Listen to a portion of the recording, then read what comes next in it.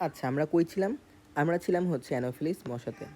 আচ্ছা, আমরা pre erythrocytic সাইটোগনি পড়তেছিলাম।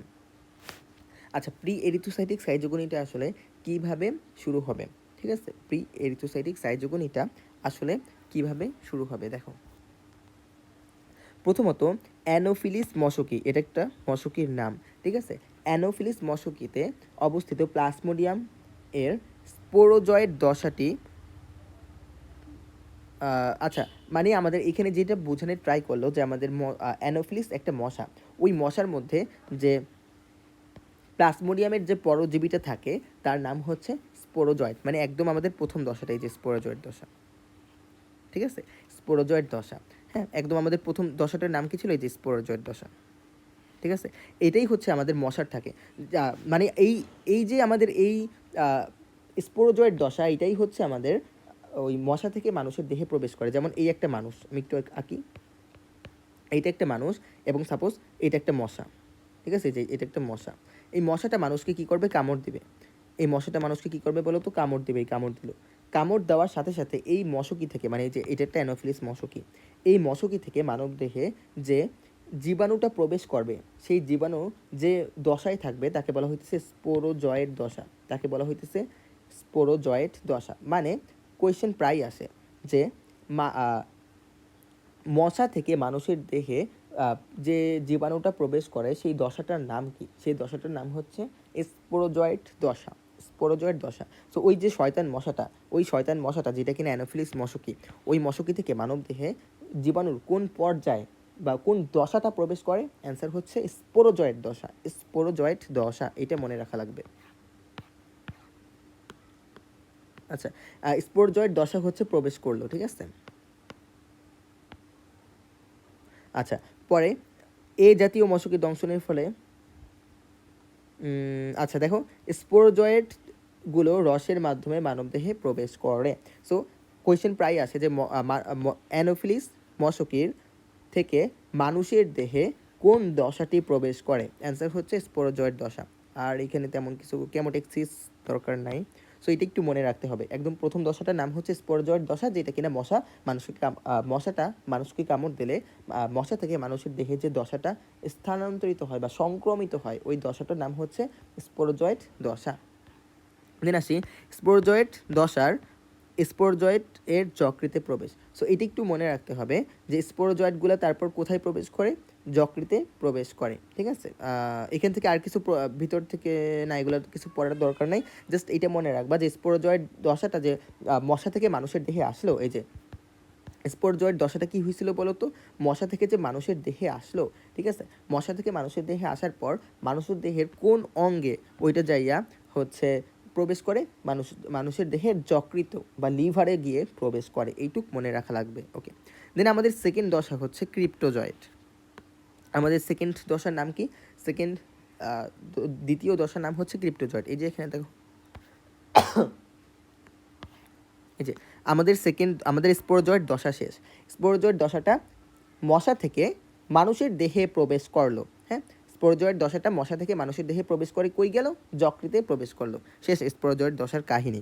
এখন আমাদের আসবে ক্রিপ্টোজয়েড দশা, মানে ওই স্পোরোজয়েড দশাটাই ক্রিপ্টোজয়েডে পরিণত হবে। হ্যাঁ, এই স্পোরোজয়েড দশাটা আসলে কি? এটা হচ্ছে ম্যালেরিয়ার জীবাণু। স্পোরোজয়েড দশা, এগুলো আসলে আমরা কী নিয়ে পড়তেছি? এগুলো হচ্ছে ম্যালেরিয়ার জীবাণু। ম্যালেরিয়ার জীবাণুটা হচ্ছে স্পোরোজয়েড দশায় ছিল। স্পোরোজয়েড দশা থেকে মানুষের দেহে প্রবেশ করার পর সে খাবার খাবে। খাবার খেয়ে মোটাসোটা হয়ে সে ক্রিপ্টোজয়েডে পরিণত হবে। এটা আমরা দেখি। দেখো এই যে ক্রিপ্টোজয়েড। আচ্ছা, ক্রিপ্টোজয়েড থেকে আমরা পড়বো। দেখো, যকৃতে প্রবেশের পর স্পোরোজয়েড দশা খাদ্য গ্রহণ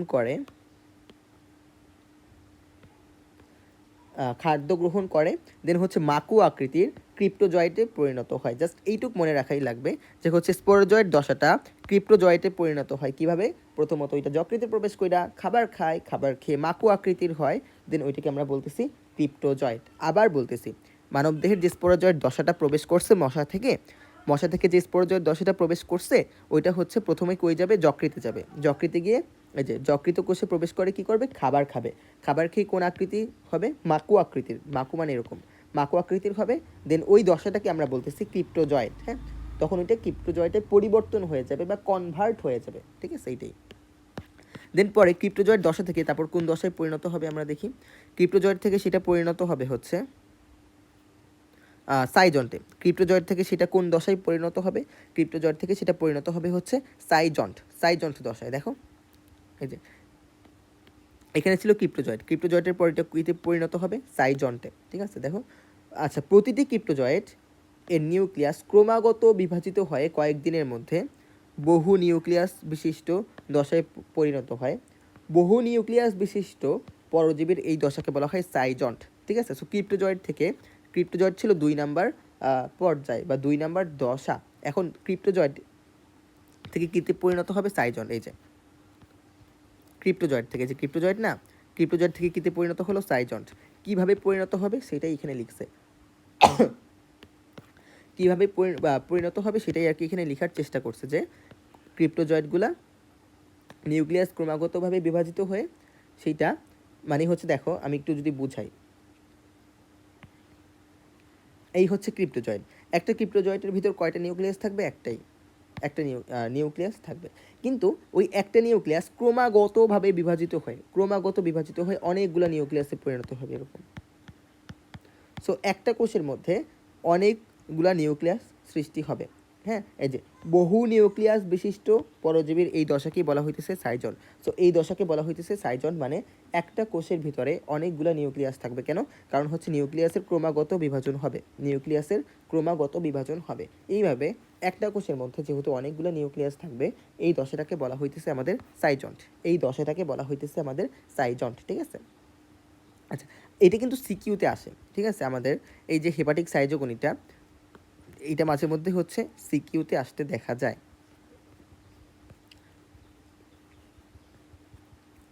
আচ্ছা, গেল আমাদের সাইজন্ট। আশা করি সাইজন্ট সবাই বুঝতে পারছো। সাইজন্ট আর কিছুই না, ক্রিপ্টোজয়েডের নিউক্লিয়াস ক্রমাগতভাবে একটা নিউক্লিয়াস থেকে দুইটা, মানে ক্রিপ্টোজয়েড থেকে সাইজন্টে পরিণত হয়। কীভাবে পরিণত হয়? ক্রিপ্টোজয়েডের যে একটা ক্রিপ্টোজয়েডের ভিতর কয়টা নিউক্লিয়াস ছিল? একটা। দেন ওই একটা নিউক্লিয়াস ক্রমাগতভাবে বিভাজনের মাধ্যমে অনেকগুলো নিউক্লিয়াস সৃষ্টি করবে। সো ওই অনেকগুলো নিউক্লিয়াস বিশিষ্ট দশাকেই বলা হইতেছে সাইজন্ট। সো ক্রিপ্টোজয়েড থেকে এইভাবে নিউক্লিয়াস বিভাজনের মাধ্যমে ওইটা 2 নাম্বার পর্যায়, মানে ক্রিপ্টোজয়েড থেকে 3 নাম্বার পর্যায়, মানে সাইজন্ট তৈরি করবে। সিম্পল কথা। আচ্ছা, পরে সাইজন থেকে ওইটা কীতে পরিণত হবে বলো তো? সাইজন থেকে ওইটা পরিণত হবে হচ্ছে ক্রিপ্টোমেরোজয়েটে। ঠিক আছে, দেখো আমাদের 4 নাম্বার ধাপ ছিল ক্রিপ্টোমেরোজয়েট। এই যে সাইজন থেকে পরে ওইটা কীতে পরিণত হবে? সাইজন থেকে পরে ওটা পরিণত হবে হচ্ছে ক্রিপ্টোমেরোজয়েটে। সাইজন থেকে ওইটা পরিণত হবে হচ্ছে ক্রিপ্টোমেরোজয়েটে। এটা মনে রাখতে হবে। ঠিক আছে,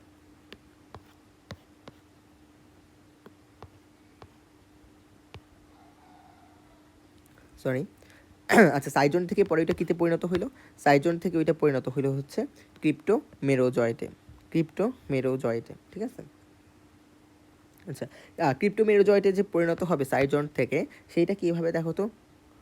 এটা হবে হচ্ছে প্রত্যেকটা নিউক্লিয়াসের চারপাশে, দেখো, পরিণত সাইজন্টের অভ্যন্তরে উৎপন্ন প্রতিটি নিউক্লিয়াসের চারপাশে কিছু পরিমাণ সাইটোপ্লাজম জমা হয়ে যে নতুন কোষের সৃষ্টি হয় তাকে বলা হয় ক্রিপ্টোমেরোজয়েট। এটা আসলে মানে কি? এটা মানে বুঝাতে চাইছে, দেখো এটা ছিল তো সাইজন্ট, এটা কি ছিল? এটা সাইজন্ট ছিল। সাইজন্ট, এটা আমি সাইজন্টের ছবি আঁকছি। কেন, কিভাবে বুঝলাম সাইজন্ট?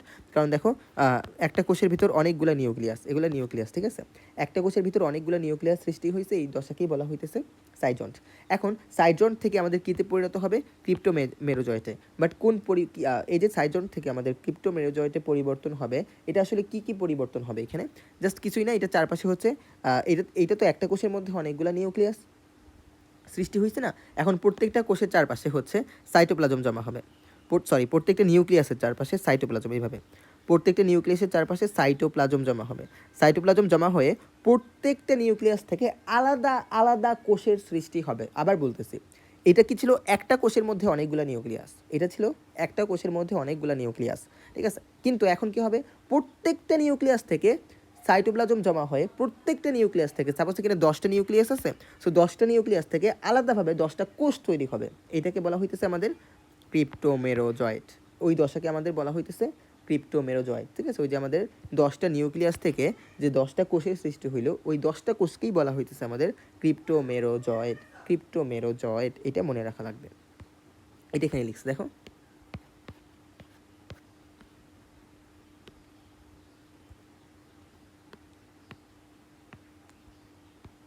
প্রতিটি সাইজন্টের অভ্যন্তরে উৎপন্ন প্রতিটি নিউক্লিয়াসের চারপাশে কিছু পরিমাণ সাইটোপ্লাজম জমা হয়ে যে নতুন নতুন কোষের সৃষ্টি হয় তাকে বলা হইতেছে ক্রিপ্টোমেরোজয়েড।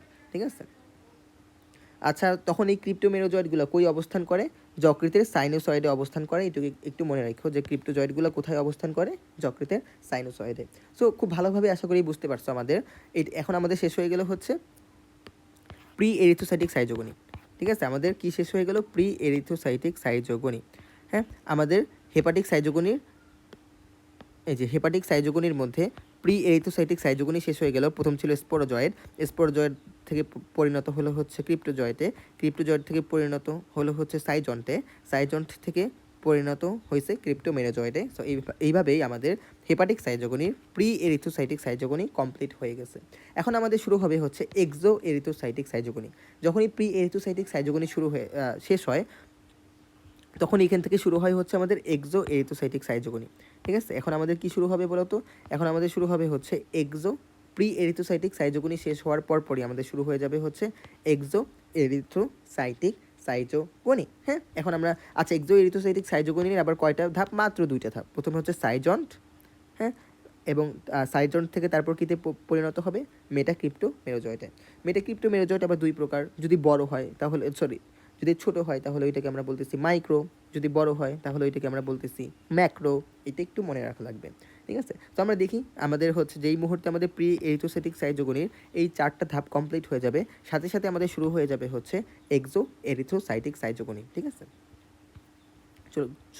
চলো আমরা দেখি এই যে exoerythrocytic pre erythrocytic schizogony আমাদের শেষ। এখন আমরা তাহলে কি পড়বো? এখন আমরা পড়বো হচ্ছে আমাদের এক্সো এরিথ্রোসাইটিক সাইজোগনি। ঠিক আছে, 1 মিনিট একটু দাঁড়াও।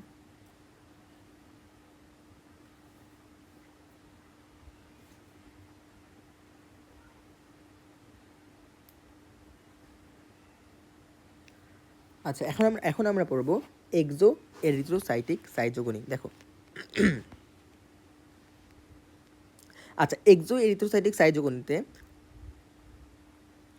আমাদের দেখো কি হয়েছে, দেখো কি আমাদের প্রি এরিথ্রোসাইটিক সাইজোগনিতে কি হয়েছিল বলো তো?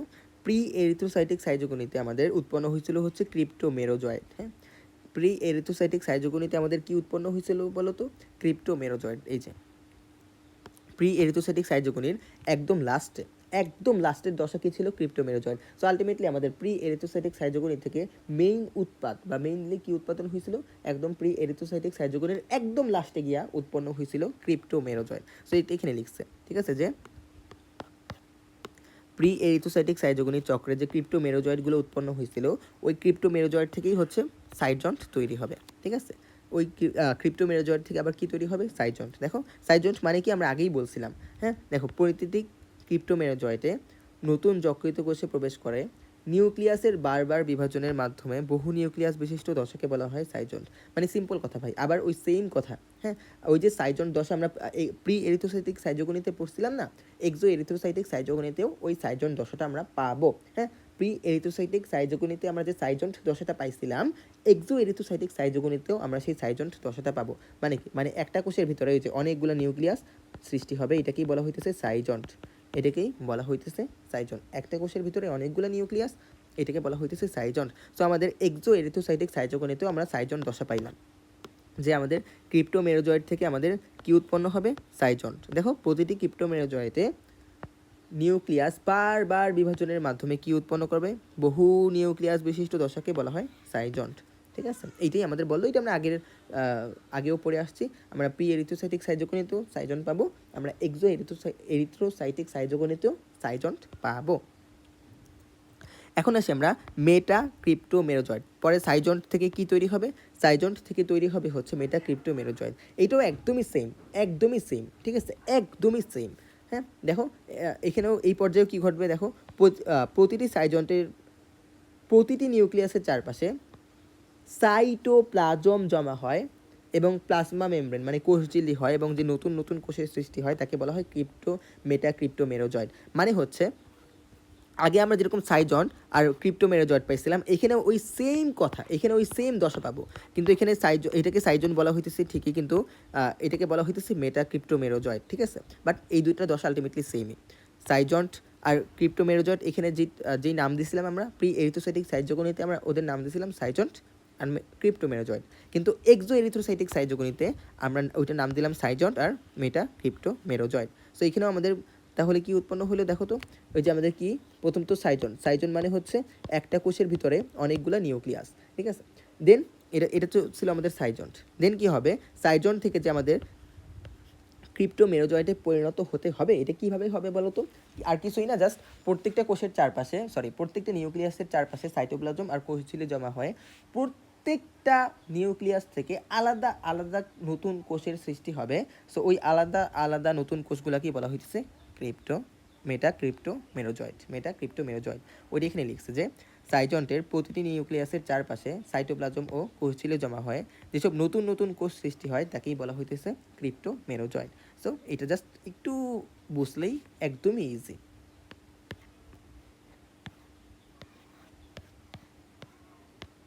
আচ্ছা, দেন আসি পরে এই ক্রিপ্টোমেরোজয়েটগুলো কী করবে বলো তো? পরে আমাদের এই যে ক্রিপ্টোমেরোজয়েটগুলো উৎপন্ন হইল, এই ক্রিপ্টোমেরোজয়েটগুলো হচ্ছে আমাদের যকৃত কোষকে ভাঙতে থাকবে। হ্যাঁ, এগুলো কি হইতেছে, এগুলো কিন্তু সব যকৃতের মধ্যেই হইতেছে। সো এই আমাদের ক্রিপ্টোমেরোজয়েটগুলো পরে হচ্ছে আমাদের যকৃত কোষকে ভাঙতে থাকবে, ইচ্ছা মতো যকৃত কোষকে হচ্ছে ভাঙতে থাকবে। দেন ক্রিপ্টোমেরোজয়েটগুলো আমরা আবার দুই টাইপের আছে, একটা হচ্ছে আমাদের মাইক্রো, আরেকটা হচ্ছে ম্যাক্রো। হ্যাঁ, মেটা ক্রিপ্টোমেরোজয়েট দুই প্রকার। মাইক্রো মানে ছোট, মাইক্রো মানে কি ছোট, যেগুলো হচ্ছে আকারে ছোট ওগুলোকে আমরা বলতেছি মাইক্রো, এবং যেগুলো আকারে বড় ওগুলোকে আমরা বলতেছি ম্যাক্রো। সো মাইক্রো মেটা ক্রিপ্টোমেরোজয়েট, ম্যাক্রো। সো এটা আমরা আগেও পড়ছিলাম। এই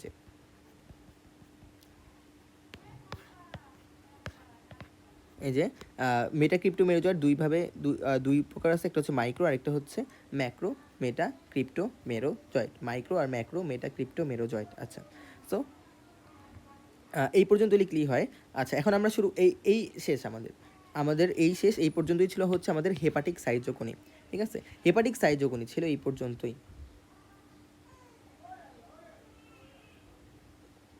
আর শোনো, তোমাদের এই যে হেপাটিক সাইজোগনিটা, এইটা বেশি একটা সিকিউতে আসে না। ঠিক আছে, যে হেপাটিক যে সাইজোগনি, এটা বেশি একটা সিকিউতে আসে না, খুবই কম বা লেস ইম্পর্টেন্ট, বা আমি পড়ি নাই বা পড়ার জন্য সাজেস্ট করবো না। মেনলি আসে হচ্ছে তোমাদের এই এরিথ্রোসাইটিক সাইজোগনিটা, বা যেটা হচ্ছে লোহিত রক্তকণিকায় হয়। সো এইটা হচ্ছে মেনলি সিকিউর জন্য ইম্পর্টেন্ট, এবং এখান থেকেই ম্যাক্সিমাম কোয়েশ্চেন আসে। এরিথ্রোসাইটিক সাইজোগনি বা লোহিত রক্তকণিকায় যে আমাদের সাইজোগনিটা হইতেছে, ওইটাকে আমরা বলতেছি এরিথ্রোসাইটিক সাইজোগনি। ঠিক আছে, আচ্ছা, তাহলে আমাদের হেপাটিক সাইজোগনি শেষ।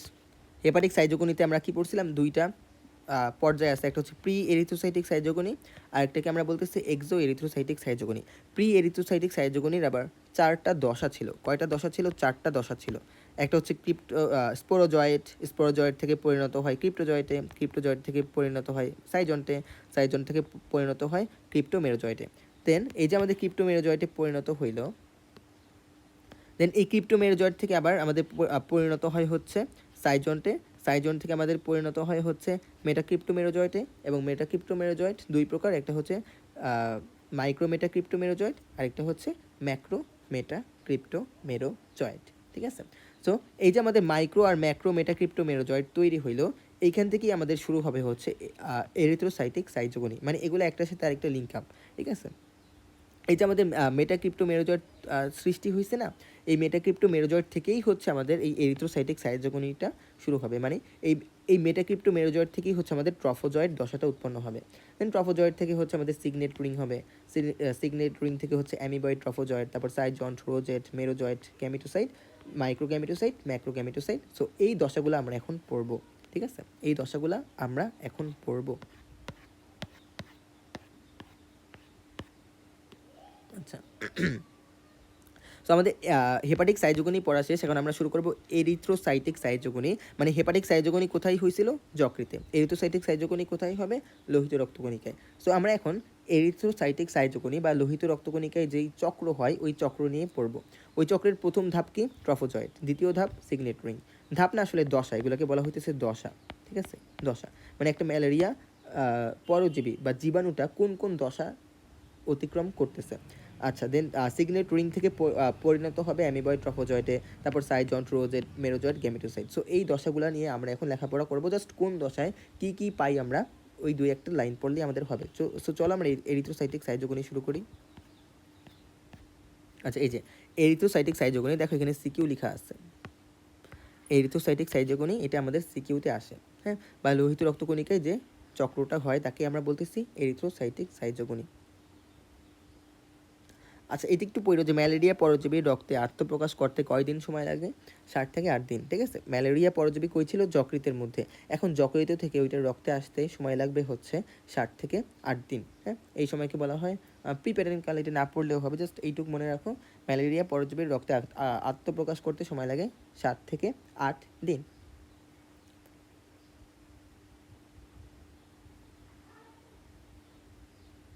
আচ্ছা, দেখো আমাদের এরিথ্রোসাইটিক সাইজোগনির প্রথম ধাপ আমরা কি বলছিলাম? ট্রফোজয়েড, ঠিক আছে। এরিথ্রোসাইটিক সাইজোগনির প্রথম ধাপ না, সরি, প্রথম দশা, এগুলোকে কি বলা হয়? দশা, ঠিক আছে। এগুলাকে বলা হয় দশা। দশা বা ধাপ একটা বললেই হয়। সো এরিথ্রোসাইটিক সাইজোগনির প্রথম দশা হচ্ছে ট্রফোজয়েড। আচ্ছা, ট্রফোজয়েড দশায় কি হয় বলো তো? ট্রফোজয়েড দশাতে আমাদের কি হচ্ছে এখানে? আচ্ছা, ট্রফোজয়েড দশাটা কই থেকে আসতেছে বলো তো? এটা কিন্তু আসতেছে মাইক্রো মেটা ক্রিপ্টোমেরোজয়েড থেকে, ঠিক আছে। মাইক্রো মেটা ক্রিপ্টোমেরোজয়েড থেকে হচ্ছে ট্রফোজয়েড দশাটা উৎপন্ন হইতেছে। এই যে আমাদের ট্রফোজয়েড দশাটা, এটা কোন দশা থেকে উৎপন্ন হয়েছে? মাইক্রো মেটা ক্রিপ্টোমেরোজয়েড। এই যে আমরা এখানে পড়াইছিলাম না, এই যে আমাদের মাইক্রো মেটা ক্রিপ্টোমেরোজয়েড যে আছে, এই মাইক্রো মেটা ক্রিপ্টোমেরোজয়েডটি আমাদের পরে ট্রফোজয়েড দশায় পরিণত হয়, ঠিক আছে। মাইক্রো মেটা ক্রিপ্টোমেরোজয়েড, মাইক্রো মেটা ক্রিপ্টোমেরোজয়েড আমাদের ট্রফোজয়েড দশায় পরিণত হয়। সো এটা একটু মনে রাখতে হবে যে ট্রফোজয়েড দশায় পরিণত হয় কারা? ম্যাক্রোমেটা ক্রিপ্টোমেরোজয়েড নাকি মাইক্রোমেটা ক্রিপ্টোমেরোজয়েড? অ্যান্সার হচ্ছে মাইক্রো। অ্যান্সার হচ্ছে আমাদের মাইক্রো, ঠিক আছে। মাইক্রোমেটা ক্রিপ্টোমেরোজয়েডটা কিন্তু আমাদের ট্রফোজয়েড দশায় পরিণত হয়। এটা মনে রাখতে হবে যে মাইক্রোমেটা ক্রিপ্টোমেরোজয়েড আমাদের ট্রফোজয়েড দশায় পরিণত হয়, ঠিক আছে। এটি এখানে লিখছে যে এই যে ট্রফোজয়েড, মাইক্রো মেটাক্রিপ্টোমেরোজয়েড, লোহিত রক্তকণিকা।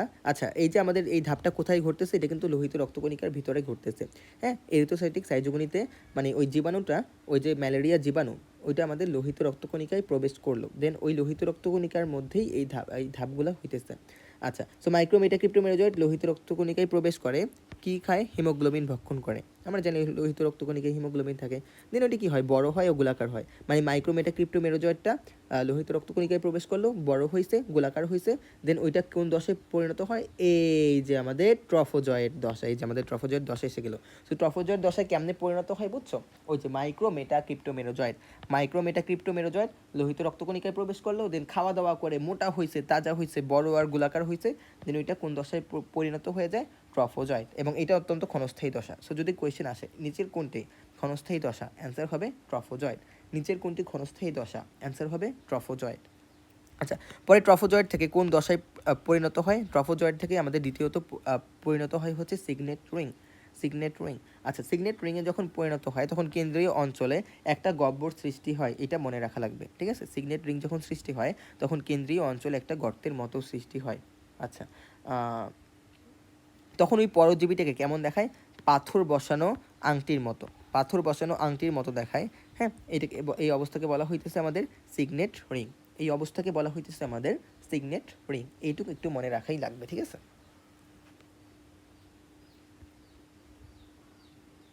আচ্ছা, দেন আমাদের সিগনেট রিং গেল। দেন আসি হচ্ছে আমাদের অ্যামিবয়েড ট্রফোজয়েড। পরে ট্রফোজয়েড থেকে পরিণত হইল সিগনেট রিং। সিগনেট রিং থেকে আমাদের কীতে পরিণত হবে? অ্যামিবয়েড ট্রফোজয়েডে পরিণত হবে, ঠিক আছে। অ্যামিবয়েড ট্রফোজয়েডে পরিণত হবে, ওকে। সো অ্যামিবয়েড ট্রফোজয়েড থেকে আমরা কী কী এমসিকিউ পড়বো? আচ্ছা, এটা হচ্ছে আমাদের সিকিউতে তো আসে।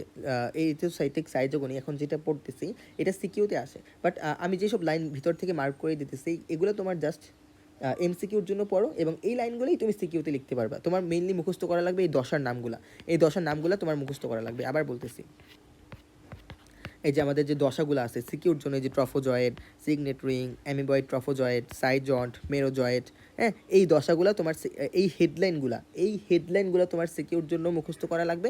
দেন ভিতর থেকে আমি যা টুকটাক দাগাই দিচ্ছি এগুলো সিকিউতে লিখলেই হবে। ভিতর থেকে আমি যা টুকটাক দাগাই দিচ্ছি এগুলো সিকিউর জন্য লিখলেই হবে, আর এমসিকিউর জন্য তো এগুলো পড়লেই এনাফ। আচ্ছা, দেন আসি হচ্ছে আমাদের অ্যামিবয়েড ট্রফোজয়েডে। সিগনেট রিং থেকে পরিণত হইল অ্যামিবয়েড ট্রফোজয়েড। অ্যামিবয়েড ট্রফোজয়েডে কী হয় বলো তো, এই সময় এটা অ্যামিবার মতো দেখায়, মানে জীবাণুটা, হ্যাঁ, ম্যালেরিয়া জীবাণুটা কেমন দেখায়, অ্যামিবার মতো, হ্যাঁ, এবং এই পর্যায়ের নাম হচ্ছে এই জন্য অ্যামিবয়েড ট্রফোজয়েড। আচ্ছা, অ্যামিবয়েড ট্রফোজয়েডে হিমোজয়েন নামক, আচ্ছা হিমাটিন নামক বিষয়, আচ্ছা এটা না পড়লেও হয়, যদি কোয়েশ্চেন আসে যে হিমোজয়েন কোন দশায় দেখা যায়, অ্যান্সার হবে অ্যামিবয়েড ট্রফোজয়েড। এটা একটু মনে রাখো, যদি কোয়েশ্চেন আসে হিমোজয়েন, হ্যাঁ, হিমোজয়েন কোন দশায় দেখা যায়, অ্যান্সার হচ্ছে অ্যামিবয়েড ট্রফোজয়েড। আচ্ছা, তারপর যদি এখানে আরেকটা কোশ্চেন আছে যে অ্যামিবয়েড ট্রফোজয়েডে সার্ফনার্স দানা দেখা যায়, হ্যাঁ, এবং রক্তকণিকায় এই সার্ফনার্স দানার উপস্থিতি দেখেই ম্যালেরিয়া রোগ শনাক্ত করা হয়। মানে সাপোজ তুমি ম্যালেরিয়ায় আক্রান্ত কিনা এটা কেমনে বুঝবে একজন ডক্টর, সে পরীক্ষা করবে তোমার রক্তে সার্ফনার্স দানা আছে কিনা, যদি থাকে তাহলে সে বুঝে যাবে হ্যাঁ তোমার দেহে এরিথ্রোসাইটিক সাইটোকিনিন ঘটতেছে, মানে তোমার দেহে ম্যালেরিয়া জীবাণু আক্রমণ করছে। ঠিক আছে, সো এইখান থেকে কী কী ইনফরমেশন, কী কী পিন পয়েন্ট বা কী ওয়ার্ডগুলো তোমার মনে রাখতে হবে সিকিউর জন্য এবং এমসিকিউর জন্য। এমসিকিউতে আসলে এখানে কীভাবে কোয়েশ্চেন আসে আমি একটু বলি। কোয়েশ্চেন আসবে যে হচ্ছে অ্যামিবার মতো দেখায় কোন দশাতে, অ্যান্সার হবে অ্যামিবয়েড ট্রফোজয়েড। তারপর ধরো কোয়েশ্চেন করলো তোমাকে যে কোনটি অত্যন্ত ক্ষণস্থায়ী দশা, নিচের কোনটি অত্যন্ত ক্ষণস্থায়ী দশা, অ্যান্সার হবে ট্রফোজয়েড দশা। তারপর কোয়েশ্চেন করবে যে পাথর বসানো আংটির মতো মনে হয় কোন দশাতে, অ্যান্সার হবে সিগনেট রিং। এই জিনিসগুলো তোমার মনে রাখতে হবে। তারপর মোস্ট ইম্পর্টেন্ট, সার্ফনার্স দানা দেখা যায় কোন পর্যায়ে, অ্যান্সার হবে অ্যামিবয়েড ট্রফোজয়েডে সার্ফনার্স দানা দেখা যায়। খুব খুব ইম্পর্টেন্ট, ঠিক আছে, এইভাবে এই টাইপের কোয়েশ্চেন আসে।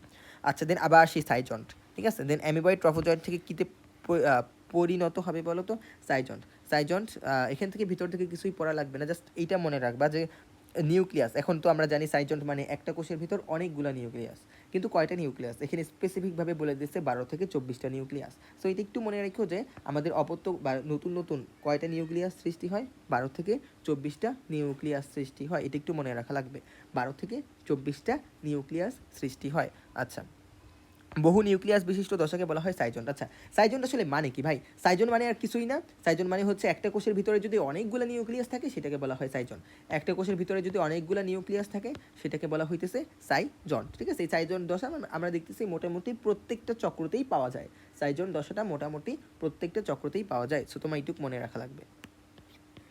আচ্ছা, সাইজন্ট দশা থেকে পরবর্তীতে কোন দশায় পরিণত হয়? আচ্ছা, আমরা যেখানেই দেখি সাইজন্ট তার পরবর্তী দশাই থাকে হচ্ছে ওই সাইজন্ট থেকে প্রত্যেকটা এখানে কি একটা কোষের ভিতরে অনেকগুলো নিউক্লিয়াস।